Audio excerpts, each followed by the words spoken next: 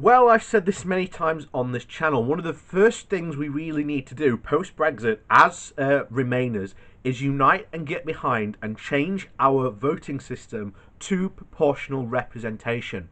This will really usher in a massive change because people are asking for change, and when you sort of reveal the upsides and benefits to a proportional representation system, it is massively, massively more a democratic and more a democratic incentive that will give people, regardless of where they live, if people feel that they live in a Tory area but they vote Lib Dem, Greens, whatever party, their vote will count. If you are conservative and maybe you live in a Labour dominated area, then your vote will now actually count for something. It will count towards the entire percentage proportion of the total vote of the country. This will be good for the country. This will usher in a new age of democracy. It will also end our two-party system where, well, two parties just rule. And it will also end this age of absolute incooperation. Because of proportional representation, parties will have to unite and will have to make compromises and work together for the greater good of the country itself. Now, you see this throughout Europe. And it is a perfect model to follow. This is what the direction we should be going as a country. And it is really time. Because a December election analysis has finally been released. So we're going to go over this. This was in The Independent, and it pretty much has reached the same conclusion that I've been saying all along. Millions being ignored by morally and politically bankrupt UK voting system, new report claims. Almost half of the electorate were ignored at the December's general election due to a morally and politically bankrupt voting system, according to a new report demanding proportional representation.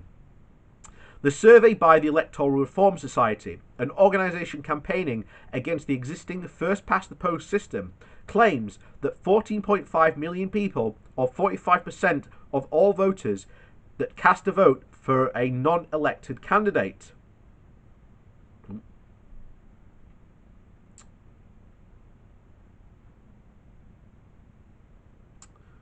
Sorry, it's bloody adverts. There we go. Of course, not every candidate or party can or should secure representation, but first past the post is brutal in denying millions of voters any representation at all, the report said. In their audit of the election, voters left voiceless, using data from pollsters YouGov. The ERS added that nearly 1 in 3 voters, or 32%, held their nose and voted tactically instead of choosing their preferred party or candidate. Citing campaigns for tactical voting at the 2019 election, it added, these issues were key talking points and reflects the dysfunctional nature of the Westminster electoral system. Under proportional systems, tactical voting is far less of an issue, and what you vote for is what you get. The organisation suggested that for Labour, the concentration of the party's vote in certain areas meant that it took, on an average, 50,000 votes to return a Labour MP, compared to just 38,000 votes for a Tory MP. It added, these vote concentrations is also seen at the top 10 largest majorities, 9 of which are Labour seats, where party pile-up votes with securing real votes with securing real representation. While the Conservative Party is benefiting from Westminster's voting system across the UK as a whole, in Scotland, a substantial Conservative vote share of 25.1% yielded just 6 seats of 10.2%. The ERS added that smaller parties were penalised by the current system, despite an increase in the vote share on 2017 in the first December election in almost a century.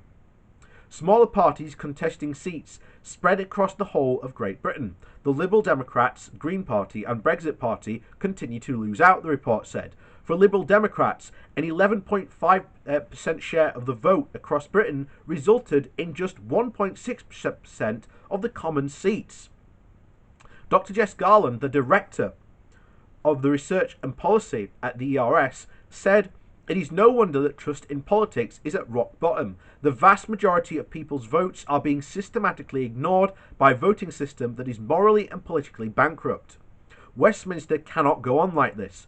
All parties must get behind reform of this broken system at long last. It is time that Westminster caught up with the rest of the UK and ensures that seats in Parliament reflect how people actually want to vote. No more holding your nose, tactical votes, ignored votes, and warped results.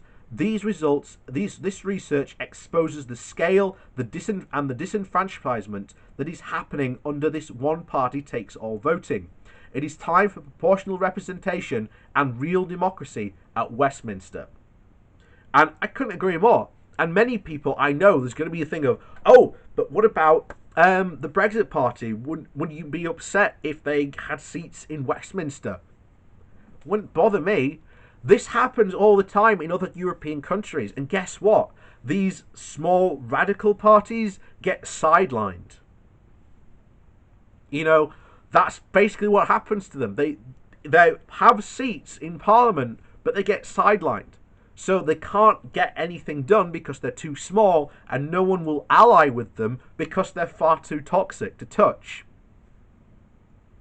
And this is something that we need to do, because if the Welsh Parliament gets proportional representation, the Northern Ireland Assembly, I believe, is proportional representation as well, and Holyrood in Scotland is also proportional representation. Why on earth do we not get the Westminster itself to have proportional representation? It would make the most sense in the entire world. Not only that, it would end, as you saw there, to get a Tory MP elected, it takes roughly about 38,000 votes, versus a Labour MP that has to get roughly around 58,000 votes. That system cannot stand, and we need to start campaigning and start to get our parties behind a push to take electoral reform, to get rid of first past the post and turn it into proportional representation. That is the true way you get people re-engaged with the democracy and get them back involved and engaged. And guess what? All those parties and people get Remainers back in power, or shall I call us now Rejoiners. And that once again builds the path to the UK rejoining the European Union.